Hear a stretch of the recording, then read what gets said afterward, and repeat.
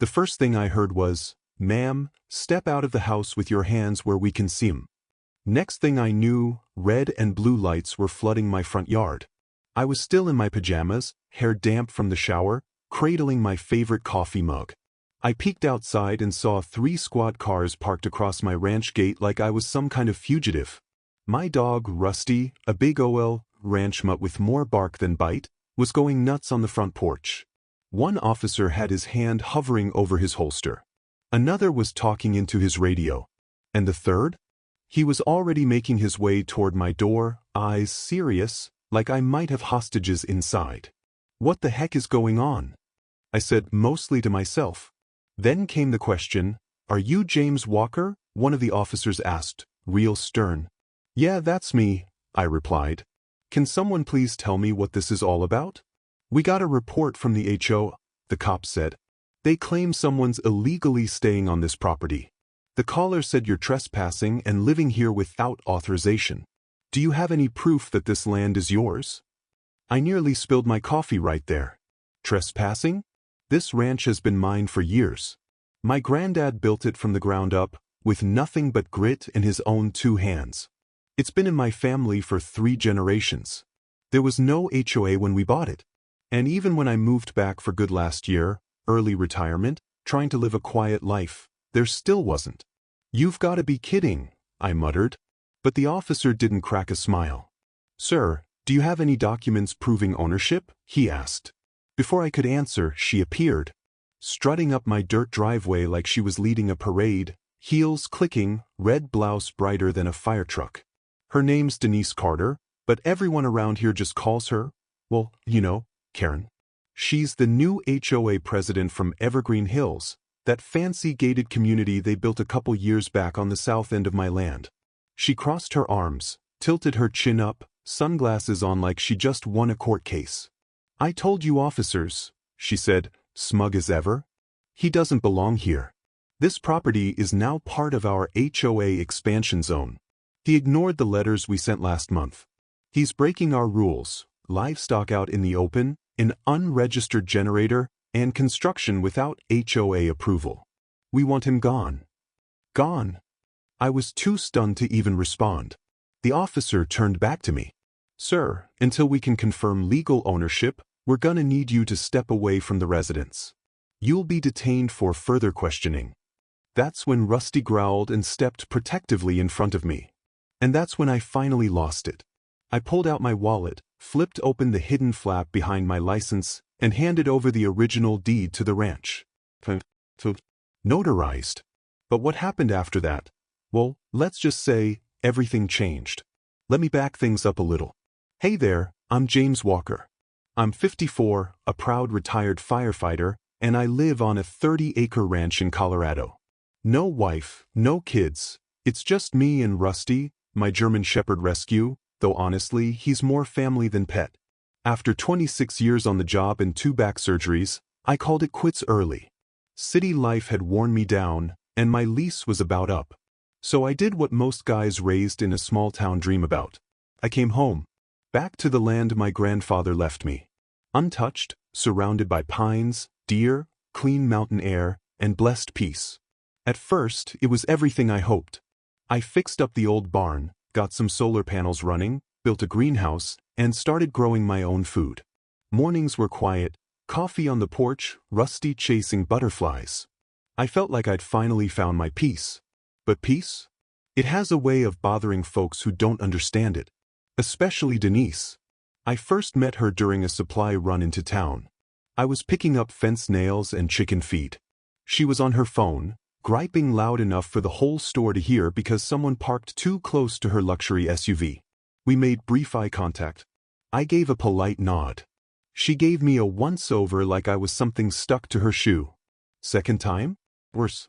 She drove up my dirt road one morning, rang the old brass bell hanging from my gatepost. "You need to join the HOA," she said, not even a hello. "This land is now under Evergreen Hills jurisdiction. You're required to follow our rules." I thought she was joking. She wasn't. I calmly told her this land wasn't part of any HOA. I'd checked all the records before moving in. She just shook her head and handed me a printed welcome packet, $900 initiation fee, and a 34-page booklet full of rules. Stuff like no livestock in view, no tools left out after 6 p.m., and every lawn must be green. I handed it right back. Not interested, ma'am. That was the day the war began. A week later, red spray paint arrows showed up on my trees, someone marking them for removal. My mailbox got smashed. My buried Wi-Fi cable was cut in two. And one afternoon, Rusty came home limping, looked like someone threw a rock at him near the fence line. But I didn't fight back. I just wanted to be left alone. She didn't. Soon enough, a man in a suit showed up at my door, told me I owed $3,000 in HOA fines for non-compliance. I told him to get off my land. He handed me a pink envelope and walked away. That envelope? Total fake. I called the county. Sir, they said, your land isn't under any HOA authority. I exhaled. Finally, I thought it was over. But Denise? She just doubled down. Started parking across the road in her SUV, snapping pictures. Harassed delivery drivers. Accidentally blocked my driveway more than once. Worst of all, she started spreading rumors in town, said I was squatting on unclaimed land. I tried to let it all go, until that morning with the cops. I handed over my deed, and watched as her smug face started to twitch. One officer took the papers back to his car, made some calls. 10 minutes. Then 20. Finally, he stepped out. He cleared his throat, looked straight at her. Ma'am, according to county records, this ranch is 100% owned by Mr. James Walker. It has never fallen under Evergreen Hills HOA jurisdiction. Denise's face went pale. Her jaw tightened like she bit a lemon. But we sent out expansion notices. We held a vote, she protested. The officer didn't flinch. Ma'am, votes aren't legal property claims. You can't just take over someone else's land with a community meeting. That's not how any of this works. I crossed my arms. Rusty sat down next to me, let out this low, satisfied growl. The second officer came over, handed me my deed. Apologies for the confusion, Mr. Walker. You're good to stay right where you are. I gave a small nod, still shaking from the adrenaline. Thanks, officers. Hope this doesn't become a regular thing. One of them muttered, you and me both. That's when Denise lost it. This isn't over, she yelled, pointing at me like I burned down her house. He doesn't belong here. Just look at the weeds and his chickens. The cop replied, deadpan, yes, ma'am. We'll make sure to report his poultry. I almost laughed. But what happened next? Even better. Denise stormed back toward her fancy SUV and stepped straight into a steaming pile of Rusty's morning gift. The squish echoed like a mic drop. She screamed. I smiled. It was perfect. I thought that might finally be the end of it. I was wrong. Denise wasn't just a meddler. She was a full-blown control freak with way too much time and no one telling her no. Later that weekend, my neighbor swung by, Tom Jenkins. He lives in the last house over in Evergreen Hills, right on the edge of my land. Tom's a solid guy. Early 60s, former Navy, still strong as ever with a quiet way about him. He brought over some homemade peach cobbler, sat on my porch and just shook his head. Denise has been telling folks at the clubhouse you forged your land deed, Mike said, shaking his head. She's pushing the HOA to get a lawyer involved. She can go ahead and try, I told him. I've got the original documents, and the county's got my back. Mike let out the long sigh. She's obsessed, James. She can't stand anything she can't control. I heard she already called in a landscaper to check out the trees near your side of the property line. Says the HOA might install a perimeter fence. I gripped my coffee mug tighter and muttered, let her try to touch just one tree on my land. Just one. Mike gave me a serious look. Be careful, man. Just like, starts fires, but lets other folks carry the matches. He wasn't wrong. 2 days later, I spotted a white pickup parked just off my south field. A guy in a hard hat was pacing around with a clipboard, jotting things down. I walked up to him. Can I help you with something? He looked up, all friendly. Yeah, I was hired to survey the area for a future fencing project. Apparently, there's some dispute about the land. And who exactly hired you? I asked. Denise Carter, he replied. My jaw clenched. Well, you're on private property, pal. You're trespassing. His face changed real quick. Oh, I was told this was part of the HOA territory. It's not, I said flatly. You're standing on Walker Ranch. You need to leave now or I'll be calling the sheriff and pressing charges. He backed off and left in a hurry. But I knew then, Denise was still at it. Only now, she was using other people to do her dirty work. So I decided to flip the script. Use kindness and a well-documented paper trail. The next morning, I drove straight to the county clerk's office. Requested fresh property line records. Then I hired a licensed surveyor to remark every boundary with bright orange stakes. I made copies of everything. Lots of copies. Next HOA meeting, I showed up. Denise was already at the podium, going on about how outsiders were threatening property values. Real dramatic. Then I walked in, boots dusty, wearing a flannel, thick folder in hand. Heads turned. She stopped mid-sentence. I stepped up, introduced myself calmly, and started handing out copies. Land deed. Survey maps. A legal notice warning them, any more interference would be met with court action. This isn't a fight, I said.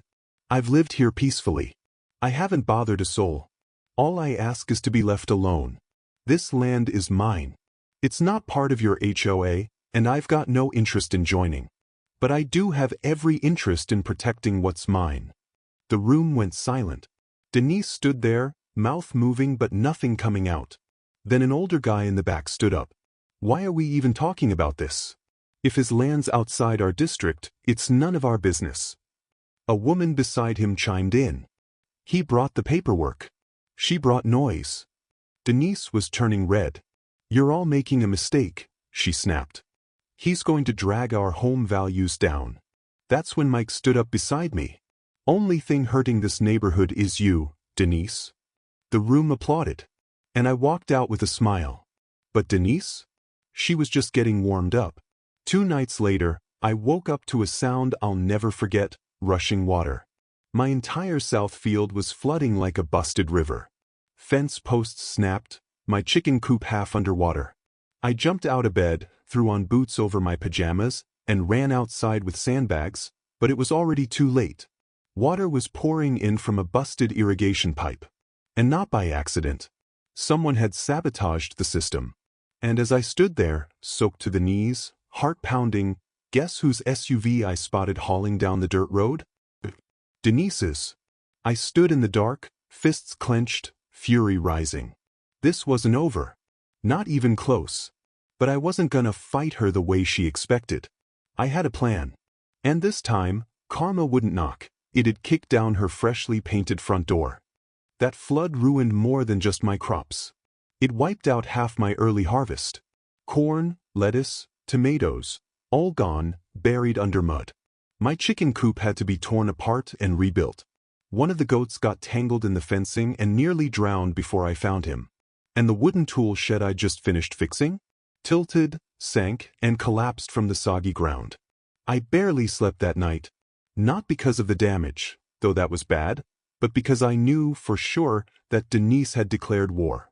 She just didn't know I was about to hit back harder than she ever expected. First thing next morning, I made some calls.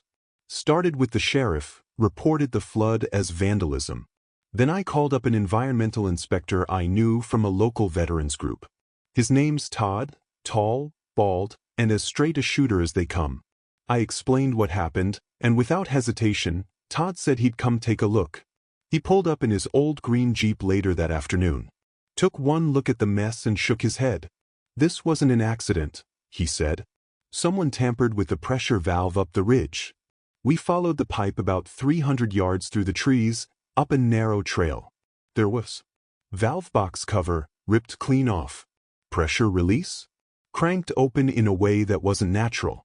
And in the dirt nearby, a single red bead. I bent down and picked it up. I'd seen it before. Denise wore those bright red crystal bracelets like they were glued to her wrist. She rotated 5 different ones each week, always matched to her outfits. Todd let out a low whistle. You want me to file a report? Yep, I said. Do it. And document everything. We took photos, GPS locations, even a sample of the disturbed soil. This wasn't just about flood damage, it was an agricultural attack. And in Colorado, that's no small thing, especially when the land's outside any HOA rules. Still, I didn't go after her directly. Not yet. I got to work.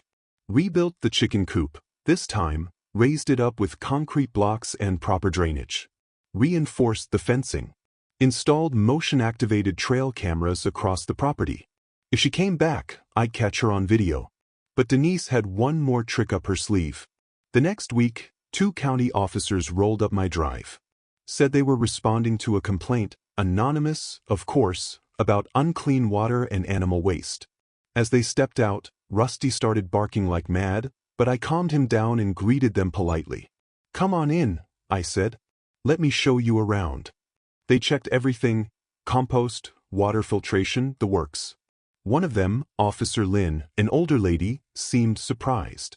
This is one of the cleanest setups I've seen out here, she said, scribbling in her notepad. Everything looks good. I gave her a knowing look. You think Denise sent you? She raised an eyebrow but stayed quiet. 2 days later, I got the official letter, no violations found. That made 2 failed attempts. Denise was running out of steam. Then she made her biggest mistake yet. One afternoon, while I was checking on the goats near the north fence, I heard yelling, not the HOA type, but real panic. I ran up the hill and saw smoke. Flames were rising from the edge of Evergreen Heights.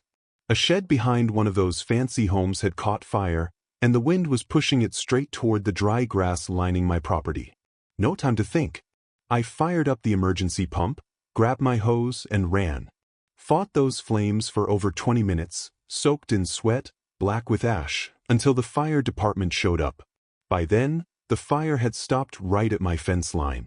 The homes? And who came sprinting down the hill? Denise.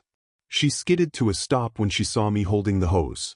You set this fire, she screamed. You're trying to burn us down.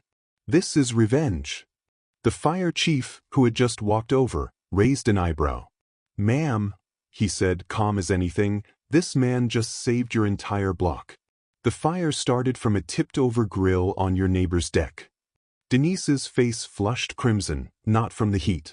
She opened her mouth to argue, but caught the looks from everyone around. That was the first time her community saw the real her. But the real karma? That showed up the next morning. I was sipping coffee on the porch when a black SUV pulled up the drive. Out stepped Todd, holding a folder and grinning. You're gonna love this, he said, handing it to me. The environmental board had launched a full investigation. So, turns out Denise didn't just mess with my water valve, she went way beyond that.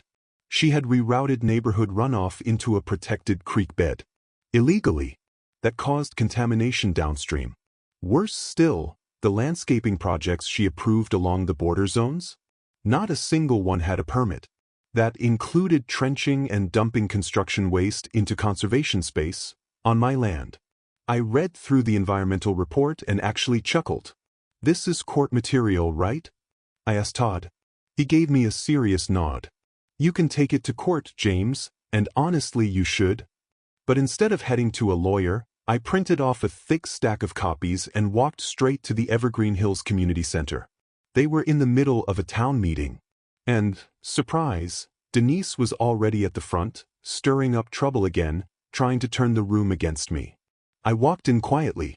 Mike spotted me first, gave me a small nod. I walked right up front, set the report folder down on the table, and said one sentence. I didn't burn your shed down, but karma? Yeah, it just clocked in.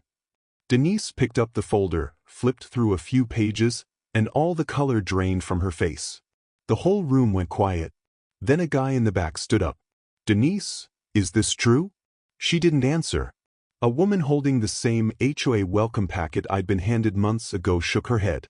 You tried to destroy him, and you kept this from us? Denise backed away, stumbled, knocked over a chair. I didn't know. There must be some mistake. But it was too late. The HOA board called an emergency session on the spot. And they didn't just ask her to step down. They told her, now. Not next week. Not later. Right now. She stormed out of that room, red-faced and trembling. But before she left, she turned and gave me this look, like I'd just torn down her empire. But the truth is, I didn't. She did. All I ever did was defend what belonged to me. As I turned to leave, someone clapped. Then another. And another. Soon the whole room was on their feet, applauding, not because I'd won, but because someone had finally stood up to the tyrant of Evergreen Hills. But just when I thought it was finally over, the next morning, I got a letter. This time, it wasn't from Denise. It came from the new acting president of the HOA. The envelope was crisp, clean, sealed with the Evergreen Hills HOA stamp. Inside, a letter printed on thick paper, signed in blue ink. It was addressed to me, James Walker. The new HOA president was a soft-spoken woman named Rebecca Simmons. I'd met her briefly the day Denise got the boot. She'd seemed fair, level-headed, even thanked me for exposing the truth. But the letter in my hands was anything but friendly. I read the first line, and my stomach dropped. Dear Mr. Walker, in light of recent events, the HOA board has voted to move forward with a boundary correction petition to annex your property into Evergreen Hills. I stopped reading right there. My hands started to shake. After everything, after saving their homes, proving Denise's lies, fixing damage I didn't even cause, they still wanted my land? Not this time. I sat down, heart pounding, trying to breathe. Rusty paced back and forth, ears up, tail stiff. He knew something was wrong. I picked the letter back up and read the rest. They were targeting my south and east fields, planning to rezone them as common HOA land, citing environmental maintenance and community safety. Basically, they were calling my property a danger, saying I couldn't manage it, that they had to step in and take over. I was done being polite. I called the county clerk's office immediately. I need to file a formal objection to a boundary annexation petition, I said. The woman on the line was calm and helpful. Come in tomorrow morning, she told me. Bring all your documents. You'll need to file a legal opposition before the petition can be reviewed. I thanked her and hung up. This wasn't just about my land anymore. This was about freedom. That night, I didn't sleep a wink. I dug through every box I had. Found my grandfather's original land maps. The deed. Old photographs. Even a signed affidavit from my dad, confirming the ranch had never been subdivided. By sunrise, I was already on the road. At the county office, I sat down across from a clerk named Julia. She was kind, smart, and didn't waste time. She flipped through my documents and shook her head. I've never seen anything like this, she said. They think they can redraw maps with a community vote? They've done worse, I muttered. She stamped my papers. This freezes their petition until it can be reviewed by the land board. How long's that take? Could be weeks. Maybe a month.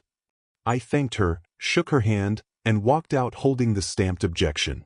But something didn't sit right with me. Why would Rebecca, someone who seemed decent, go along with this? So I paid her a visit. That afternoon, I drove to the Evergreen Hills Community Center. Rebecca was there, sitting alone, sorting folders. When she looked up and saw me, she gave a nervous smile. Mr. Walker, she said. I figured you'd come. I held up the letter. You knew this would hit me hard. After what I went through with Denise, you knew how this would look. She sighed. James, it's not personal. It feels personal. There's pressure from the board. They say the flooding proved your irrigation is unstable, that it could pose a risk to nearby properties. And you believe that? No, she admitted. But I got outvoted. I leaned closer. And did you tell them I was the one who saved their homes? That I rebuilt the fence line myself? I did, she said quietly. But they're afraid of lawsuits. They think annexing your land gives them legal protection. Protection? I asked. Or control, so they don't have to take responsibility? She didn't answer. I stood. My voice calm but clear. You're just Denise in a different outfit. Her face turned red. That's not fair. No, I said, What's not fair is trying to steal a man's land and calling it safety. You tell your board, they'll see me in court. And they won't win. I turned and walked out. Before I even reached my truck, my phone buzzed. A message from Mike. James, you need to get out here. You won't believe this. I jumped in the truck and tore down the dirt road to the western ridge, where my land meets the last row of HOA homes. Mike was already there, waving me over. Look, he shouted. I froze in my tracks. 3 bulldozers. Already tearing a path through the treeline, right into my west field. They're calling it a walking trail expansion, Mike said, breathing hard. But they've crossed your boundary. I grabbed my binoculars and scanned the scene. One guy had a clipboard with the HOA logo. Another was spray painting trees orange. And sure enough, my orange boundary stakes were being ripped out of the ground. That was it. I hit record on my phone, then dialed 911. 911, what's your emergency? I need to report active trespassing and property destruction. They're operating bulldozers on my land. I've got the legal boundaries on file. Are you in danger, sir? No, I said coldly. But they're about to be. Within 20 minutes, 2 sheriff cruisers came flying up the dirt path. Officers jumped out, surveyed the site, and shut everything down. One of the bulldozer drivers tried to argue, but the sheriff held up my documents and told them plain and simple, you're on protected land. Pack it up. And the best part? As the crews packed up and left, a news van pulled in. Turns out, Mike had called in a favor. His niece works for a local news station. A cameraman got the whole thing on tape. I gave a calm, on-record statement with Rusty sitting proudly at my side. This land's been in my family over 70 years, I said. I won't be bullied and I won't be pushed off my own ranch. That night, the story aired across 3 counties. The headline? Local rancher stands his ground against HOA land grab. By the next morning, my phone was full, calls and messages from friends, neighbors, and even total strangers, thanking me for standing tall. But Denise wasn't finished. Later that afternoon, I got an anonymous email. No name. No subject line. Just one sentence. Check the HOA financial report. Something's buried there. And what I found next made everything that came before it look like child's play. The crowd that night? Huge. Over 80 neighbors showed up. Denise didn't come. Rebecca did, and let's just say she looked like she wanted to be anywhere else. Mike and I were up front with a projector ready to go. I stepped up to the mic and took a deep breath. Thanks for being here, everybody, I began. My name's James Walker. I live just beyond the ridge. Some of y'all already know about the trouble I've had with the HO. People murmured and nodded. A few even muttered, I've been called a squatter. I've been harassed, fined, and had cops show up on my doorstep, all for living on the land my grandfather built. I paused, looked out at the faces watching me. But this ain't just about me anymore. It's about all of you. With that, I clicked to the first slide. Up came the financial report. The tent filled with gasps. I took them through it, line by line. Every questionable charge. Every shady contract. Every dollar that somehow landed in Denise's hands through phony service descriptions. Rebecca stood up, clearly flustered, about to say something, until Mike stepped forward and calmly said, Don't. Let the man finish. Then I showed them the invoice, Denise's cousin's law firm, and the $93,000 they claimed was for beautification. That's when the room erupted. She said that was for the trail expansion, someone yelled. I pay $1,200 in dues every quarter. For this? Someone else snapped. Rebecca couldn't take the heat. She picked up her folder and walked out without saying a word. I ended the meeting with this. You were lied to. Someone has to answer for it. If we don't stop this now, it won't just be me they go after. It'll be any one of you who dares to question them. Applause broke out. Some people stood. Others came up to shake my hand. That night, my phone didn't stop buzzing. Folks were calling for a full audit. Some were writing up petitions to remove the board. A few even offered to help me sue Denise and Rebecca for damages. But karma? Oh, it had one more surprise in store. The very next morning, a sheriff's vehicle rolled up Evergreen Boulevard. Mike called me again. "You're gonna want to see this." I jumped in the truck and headed over. Denise's house was crawling with deputies. She stood on her porch in a gray robe, hair a mess, screaming at the officers. A man in a suit, from the county prosecutor's office, handed her a legal notice. "No. This is my money," she shouted. "I did this for the community. I built this place." The officer didn't flinch. "Ma'am, you're being charged with embezzlement, misuse of funds, and fraud. You need to come with us." Neighbors stood quietly on the sidewalks, just watching as the self-declared queen of the HOA was handcuffed on her own marble steps. No one clapped. No one said a word. As the cruiser pulled away with Denise inside, I finally felt the weight start to lift off my chest. But I knew better than to relax. Not yet. A week later, another letter showed up in my mailbox. This time, it wasn't from the HOA. It was from the state. The envelope was stamped, Colorado State Property and Boundary Review Board. My stomach twisted. I opened it slowly, Duke pacing around my boots, letting out a soft whine. The letter was short, 4 paragraphs, but it hit like a sledgehammer. "Dear Mr. Walker, following a formal complaint from the Evergreen Hills Homeowners Association, your land boundaries are now under state review. This process is required to evaluate disputes concerning land development, utility access, and community impact. You will be required to present documentation at the upcoming hearing scheduled for." I stopped reading. They were dragging this even further. What started as HOA nonsense was now state-level red tape. And I knew, those original lies Denise spread, the board had used them to justify opening this case again. I gripped the letter so hard it crumpled.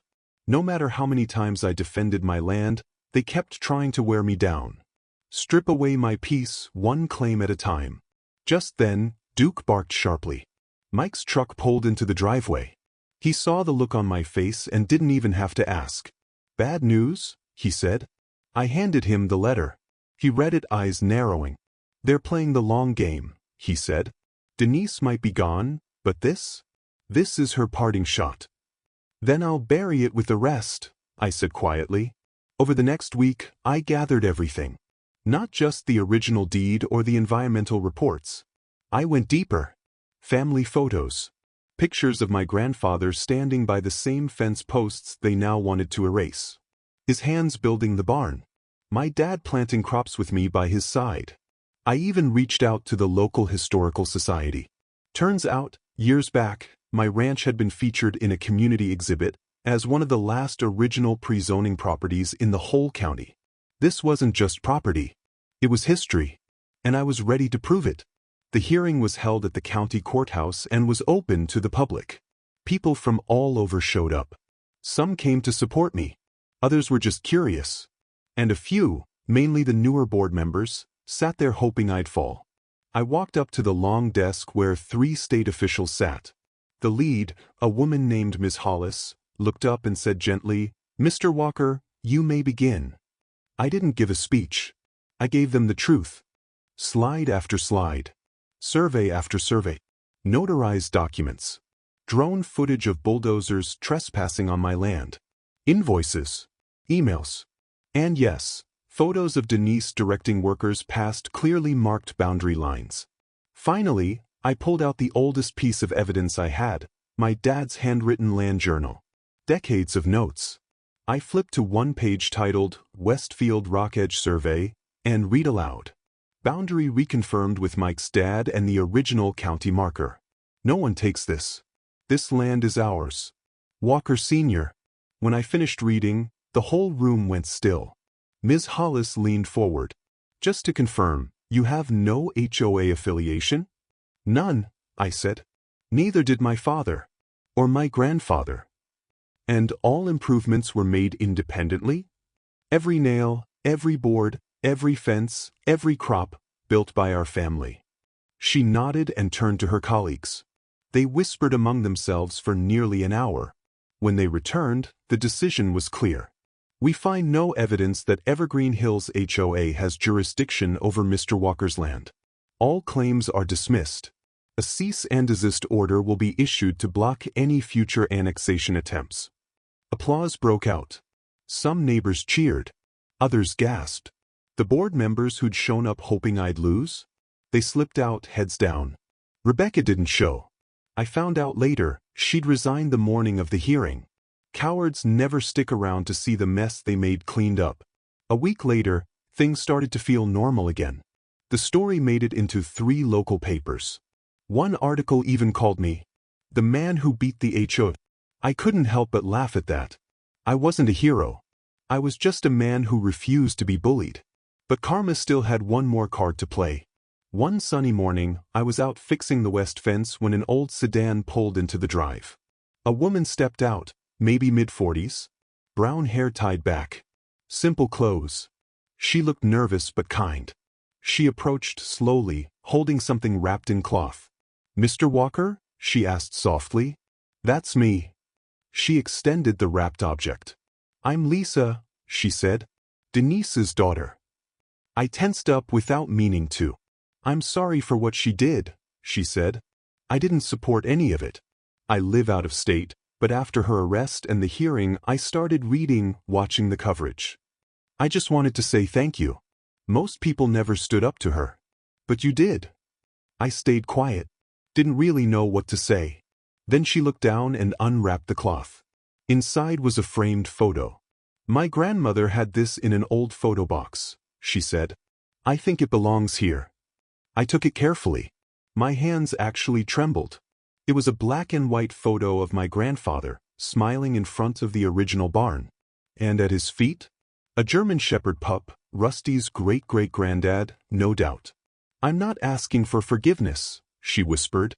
"Just maybe peace." I stared at the photo for a long moment, then looked back at her. For the first time since this whole fight began, I felt tears well up in my eyes. "Thank you," I said quietly. "This means more than you know." She nodded, turned, and drove away. I stood there, holding that photo, looking out across the land I'd nearly lost. Then I bent down, ran my fingers through the dirt. Still mine. Still standing. And always will be. Where are you listening from? Did this story hit home? Drop your city or state in the comments. And don't forget to like, subscribe, and share for more real stories of grit, justice, and sweet karma.